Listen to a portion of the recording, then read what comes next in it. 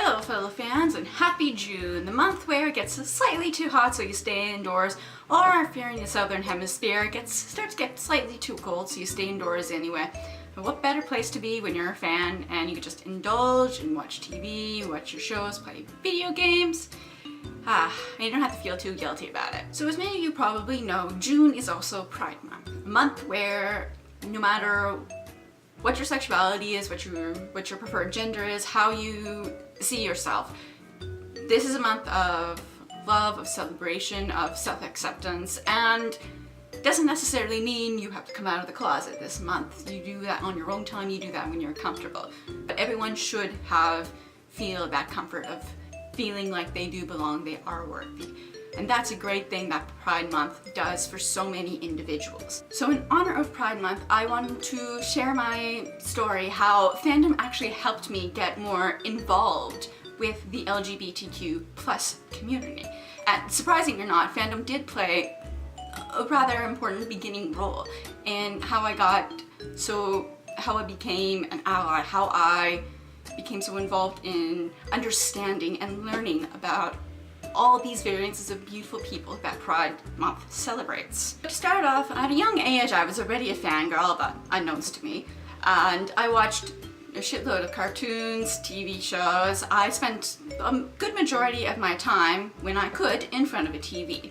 And of course this is before computers were a major household item. Anyone had cell phones, personal cell phones, or laptops, or any of that stuff. So back in the dark ages, when all I had was the TV, until my parents kicked me out of the house and forced me to play by myself out in the garden. So, hard times were had. And like any other kid who gets involved with cartoons, I passionately started to love the main characters, the good guys, hate the villains with a passion, and any romantic relationship whatsoever, I would just ship them. Not only, of course, it was called shipping at the time, I just thought they would be a cute couple. At this time, I had also developed a bit of a fan crush on book series, namely Harry Potter. And my friends we would all be part of the same fandom, we all had the same interests. This is the time where, you know, as a younger child, you're basically collecting friends like their Yu-Gi-Oh cards or Pokemon cards or Digimon cards. No one remembers those. The really close friends I had, we were all united with a common cause.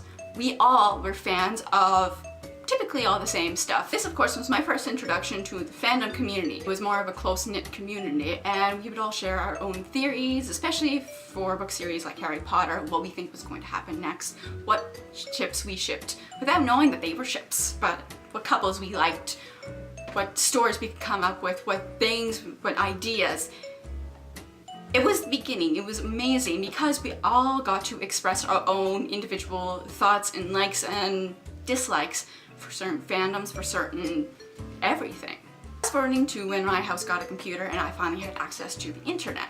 Now, of course, in those days, I couldn't actually stream TV shows or anything. I still had to wait for those to come on to TV, or I had to go to a friend's house who had better internet connection so we could watch anime, which was something I was slowly getting involved in thanks to my friends introducing it to me. But something I could get involved in was fan forums and fan fiction. And those two aspects really opened up my mind to a lot of things that I wasn't quite aware of, or I hadn't been brought to my attention before. Fan forums were a great way to discover and rediscover new aspects and new points of view that I never really imagined before, and neither have my friends, because they came from a different culture, from a different, well, viewpoint, that's obvious. Fanfiction, however, wasn't quite as filtered or censored back in the day as it sometimes is now. I do remember my first involvement with fanfiction. It was mostly just looking up by genre, or not by genre, by fandom series.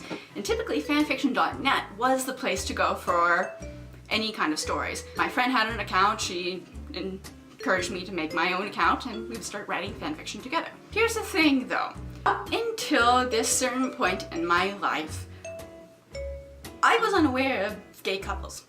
I know that sounds really bad, but please hear me out. Every TV show, every fandom, every series that I had been involved in and part of always had heterosexual couples. There was no evidence of homosexual couples in any case whatsoever. And so, to my young mind, I would just thought that this was the norm. Boy and a girl get together, fall in love, get married, have babies, continue the cycle. That's all I had been aware of until fanfiction came into my life. Because I had never been exposed to homosexual relationships, I had no idea what to make of these dreary fanfics of any of these slash fics that I am now quite aware of on fanfiction.net. Oh boy, memories. I started seeing a lot more of those posts on like fan servers, and my friends actually supported these. And it's not so much that I thought they were wrong, it's just I was confused. Again, I had never been aware of these kinds of relationships before. It was a new concept to me. And once it had been explained to me, thanks to my friends, thank you guys, it's like, oh, okay, yeah, that makes sense. Okay. Back when I was a kid, homosexual relationships, anything that wasn't a straight relationship, anyone who wasn't straight, there was no exposure of that. There was hardly anything that I could possibly build up from and learn about. It wasn't so much that the concept had been drilled into me that it was wrong. I didn't understand the terms gay, lesbian, bisexual, transsexual. None of that stuff was brought to my attention at all when I was growing up. And through the internet, through fandoms, through friends, helping me out to understand these things, I became so much more aware of the world around me, the differences of people. They helped me understand more about the LGBTQ community through anime, through series, through fan fiction, through fan edits, through videos. I was ignorant about so many aspects in other people's life, in so many societies, and so much history as well that the LGBTQ community had been involved in. So about any of those beautiful concepts that people can be. Because there was no representation, not on TV, not in cartoons, not anywhere that I could find, until I found fan forums and fan fiction and got involved in that online. Now, of course, fanfiction isn't the best representation of gay, lesbian relationships either.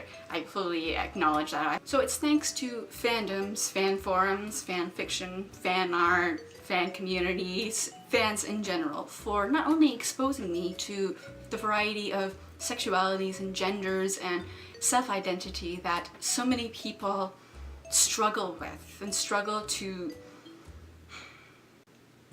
just be who they are, to be accepted in a community, in a society, and it's harder in some places more than others. I'm very fortunate to live in Canada. Now granted, I don't understand everything completely. It's still a learning process for me, just it's the same as it is with anyone else.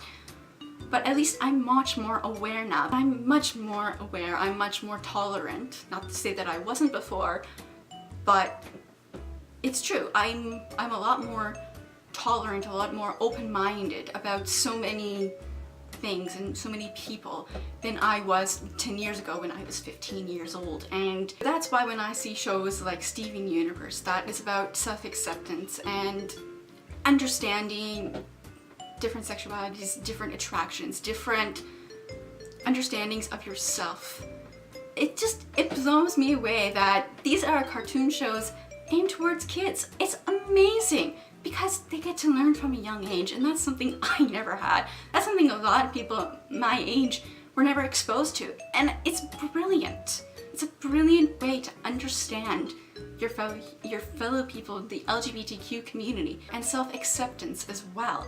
And that's an amazing thing to teach kids, especially at a young age. Granted, these days TV shows, animes, movies, they try to show more inclusion than just heterosexual relationships, and that's a great start. We do need more of it though. Sense8, for example, was a great TV show that covered not all, but so many variants of people, of who they are, of who people can be, their sexualities, gender-wise, how they self-identify, and it was great. And unfortunately it's now been cancelled at the beginning of the month, so very disappointed about that. The world is becoming more accepting, and that's a great path to go along. And I really hope to see more acceptance and more more involvement and more inclusion of the LGBTQ community in fandoms, and not just behind the scenes in fan art or in fan fiction, but in the actual canon universe itself. The fact remains that if I hadn't been involved in any of these things, if I hadn't had the friends and the knowledge and the open access that I had, I would still probably be not willfully ignorant, but very ignorant about a lot of concepts and a lot of issues, a lot of troubles that the LGBTQ community faces. And I would know a little less about me and a lot less about some of my friends who are gay or are transgender. And I would absolutely hate to not have that exposure, to not have that knowledge, to not understand them. And that is how fandoms helped me become the person that I am today. And it's wonderful. I honestly couldn't be happier. So thank you for watching this video. If you liked it, please hit a thumbs up. If you want to see more, you could hit the subscribe button, or you could watch another one of my videos over there. I know I haven't filmed in a couple months. My laptop broke down, so apologies for that. But regardless, I hope you all have a fabulous Pride Month. Support being yourself. Take pride in your sexuality, in your gender, however you self-identify. You are a beautiful individual, and I love you for it. Mwah. Till next time.